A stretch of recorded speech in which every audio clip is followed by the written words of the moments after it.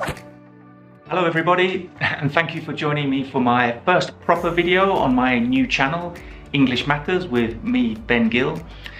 And I thought I'd go big for my first video, because today I'm going to be giving you 5 reasons why your English is not advanced or advancing. Okay, so less of the chatter, because English really matters.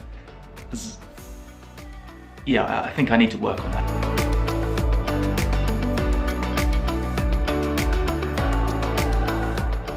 Now, the first thing I should say before we look at the 5 reasons that you're not advancing is, are you sure you're not advancing?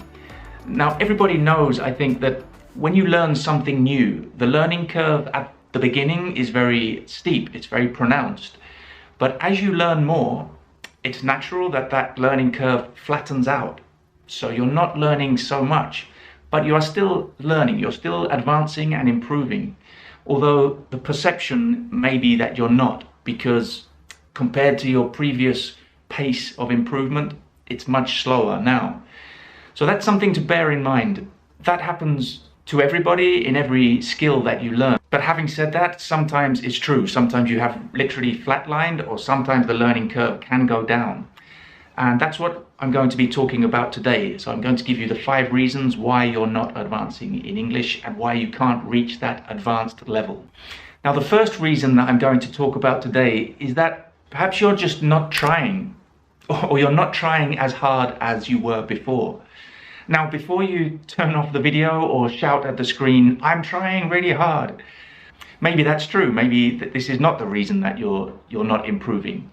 So skip to the next reason. But before you do that, are you sure?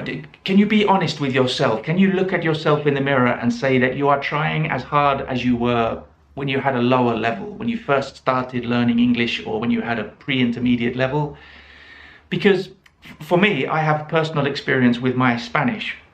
When I first started learning Spanish, I needed to learn Spanish. There was a real motivation because I couldn't communicate. And that's the same with you, with your English, with any language.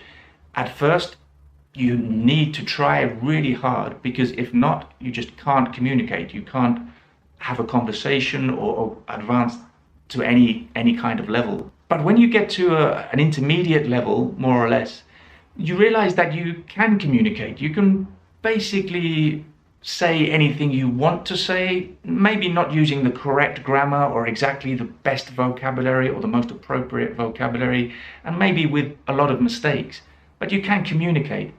And that's what happened to me. I mean, I live in Spain, so I need Spanish to communicate. But when you realize, well, I can have a conversation in the park, I can open a bank account, you lose that intensity, you lose that motivation. So it's very difficult to continue making the same effort that you were at the beginning. So that's the first question you should ask yourself when you're thinking that you're not advancing. Think, are you really trying as hard as you were before? Okay, let's look at number 2 now. You're not PIP. Yeah, PIP. You know PIP, right? PIP, my PIP. The acronym I invented last year. Okay, maybe you haven't seen the video. Very few people have.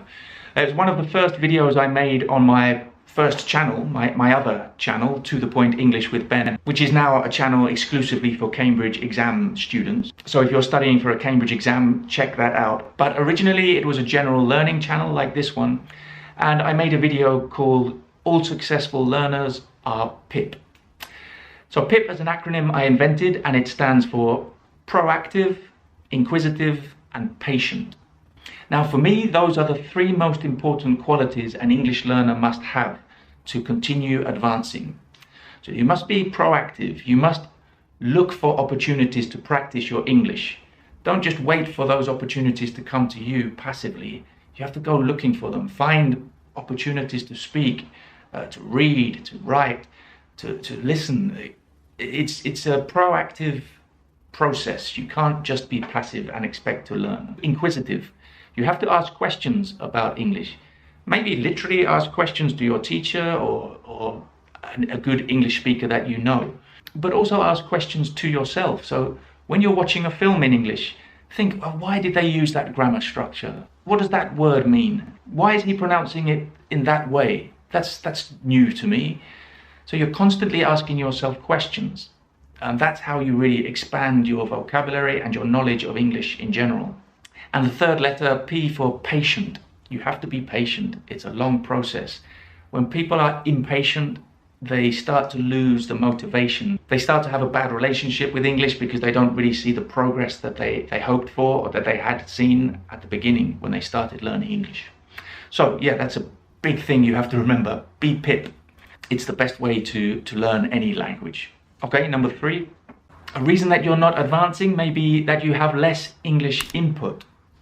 Now this often happens to my students who start having classes with me when they're at school. But then as they get older, they leave school, they go to university or start working. And when they started classes with me, of course they had maybe 4 or 5 hours of English at school, or maybe more if they go to a bilingual school. And then 1 or 2 hours with me extra. So that's a lot of English input. But then when they leave school, suddenly they lose all that time with English at school, and they're left with that 1 hour or 2 hours with me. And that's good to maintain your level, but to continue that progress, to continue improving, you need more input. So again, you need to be proactive to find ways to expose yourself to English, to substitute all those hours that you had at school. Of course, it may not be school, it may be work, maybe previously you were in a job where you had more contact with English, maybe meetings or telephone calls or emails, reports. And then maybe you've changed your job or your job has changed and you have less input. So that's something to think about. If that has happened to you, then find ways to increase your contact with English and get more input. Okay, number 4, maybe you're not advancing because you're not consistent. Consistency is more important than intensity. I've said that before and I will say it again. And it's true in almost all areas of life. To be able to improve, you need to be consistent.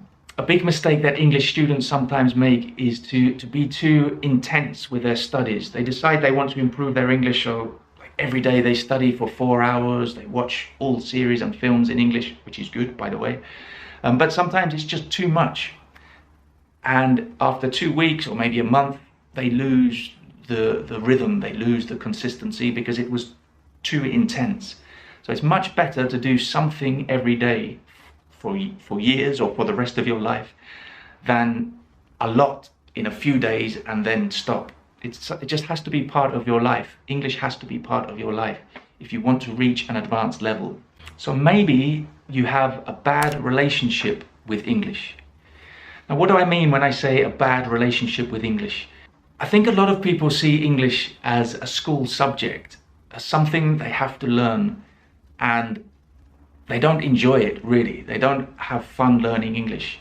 It's just an obligation that they have because they need it for their work or for life in general. And that's not a good attitude to have to learning English. You have to develop a positive relationship with English. You have to make friends with English in a certain way. So you have to find ways to enjoy it, to have fun with English. Make it part of your life, again, sustainably, consistently, but try to change your attitude, your mental attitude. It's not a school subject. It's more important than that. It's bigger than that. And hopefully that will help you lose the fear of speaking English. Because when people have that bad relationship with anything, if you have a bad attitude or a negative relationship with the thing you're trying to learn, you're not going to improve. So English is not a school subject. It's something you need for your life in general. So try to develop a positive, good relationship with English. At the end of every video from now on, I'm going to ask you a question, which I want you to reply to in the comments in the video.